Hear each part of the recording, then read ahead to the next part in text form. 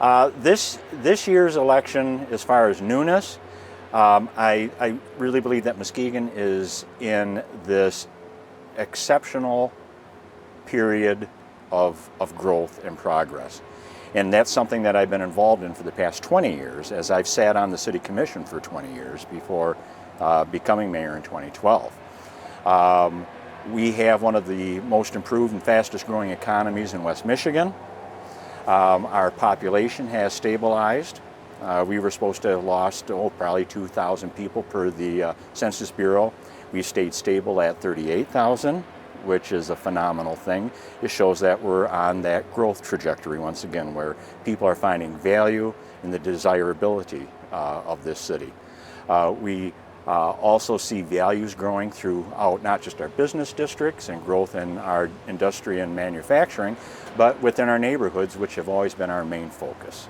We're engaged right now in a housing infill program, which is replacing houses on lots where houses used to be, and now we're helping to provide quality new construction for both purchase and rental in a market that was devastated for years and years and years, and again with a lot of disinvestment in the city.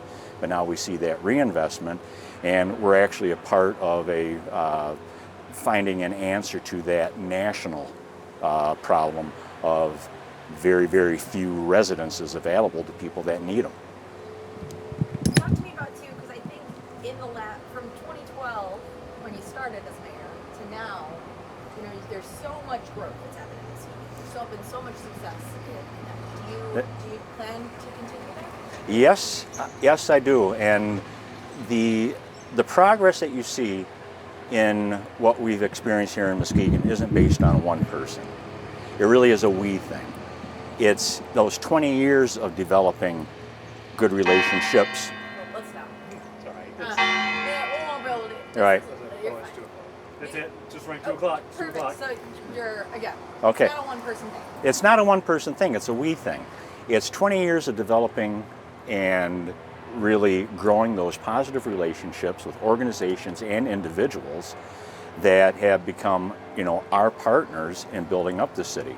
Whether it's building a farmer's market and gifting it to the city, which really helped ignite a lot of energy in the downtown.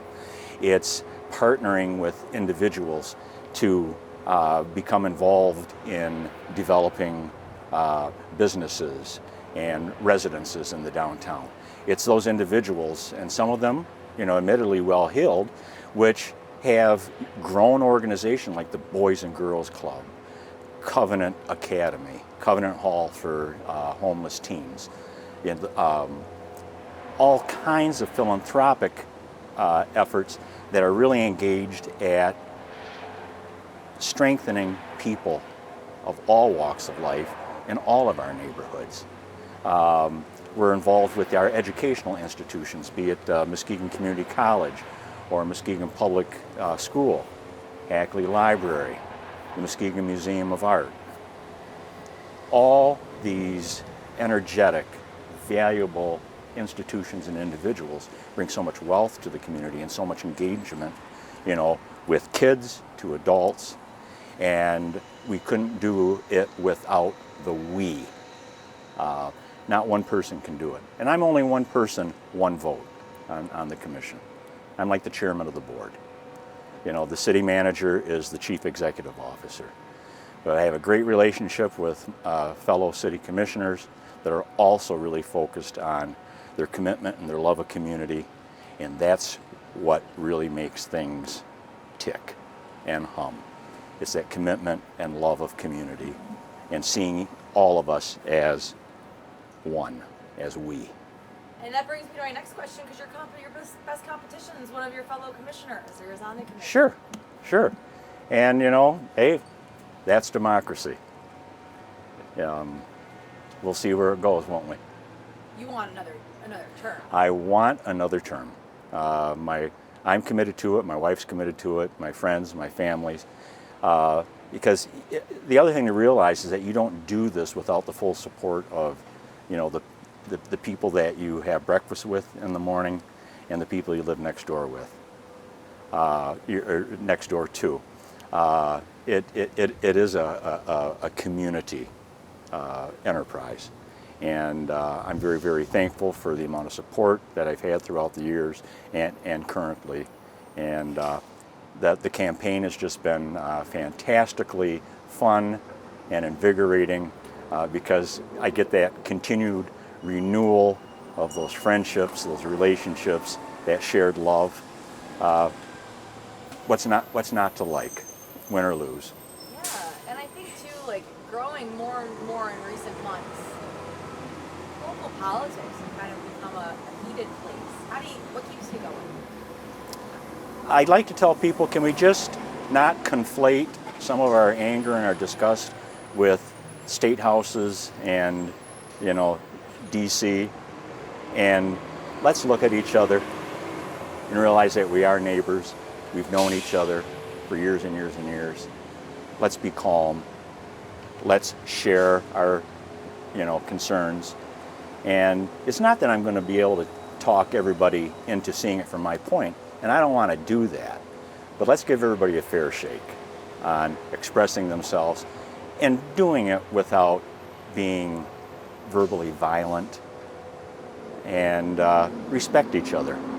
And let's continue to concentrate on what we need to build this town, and that is being good neighbors regardless of politics, race, religion, because what comes first is our commonality of being people. And if we're going to save civilization, we got to get down in the dirt together to make this the best city possible. Brings me to my next question. What is your goal? What's the next thing you want to see done in Muskegon? I want to be able to solidify that environment that we have now that is allowing for that continued growth. And again, a lot of that growth I want to see focused on safe, clean, and accessible neighborhoods. The potential for good housing for everybody, regardless of who they are. Whether it's at the upper end, the middle end, accessible housing, low income. We want to make sure that anybody that wants to live in Muskegon can and become part of that beautiful fabric that makes it such a great town. Do you have anything about Just it? on that end, it's housing, but I think, do you want to drive more, not rental homeowners, but what can you do to get more true homeowners in the city? It's all the above. Not everybody's in a position to own, but in the interim, let's make sure that we have quality housing of all types available to people wherever they are in their life. Right out of school, building a family, becoming empty nesters, whatever, through our good efforts on being more inclusive in our zoning and allowing more and different types of housing at different price points. Hopefully we can balance out the growth, because oftentimes people are fearful that costs are too high. Are we pushing people out of the neighborhood? We have plans in place that we want to implement in order to soften that type of a blow, where you might price people out. That's not the business we're in. We're in building different types of housing, different price points, and encouraging that type of development so that it's everybody. The reason I ask is because I know you take a block that's troubled, if they're all rental properties, you probably got a problem with. But if you have only 2 on that block and the rest are ownership, right, there's a pride in the block, and then, that pride then spreads. You do. But you need. But what you'll see with some of our rental developments, these are high quality, good managed companies that are providing an answer to a real shortage of a demand for rental housing in the area. We're not talking about carving up houses into multiple units. We're talking about deliberate, high quality, well managed units, and they may be townhouses. But ultimately, there's a big desire too for ownership, and we'll continue to see that single family construction going up as well. But we'd like to work really well at balancing the different levels and the different makeup of the neighborhoods and what we do, provide. Not specifically always the city, but in our work with development and developers and home builders. But I think that's really key, because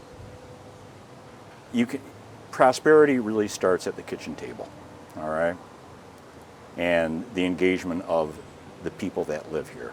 So we got to take care of our neighborhoods. At the same time, we're developing a beautiful downtown and encouraging the expansion of businesses and industry to provide the jobs that we need here.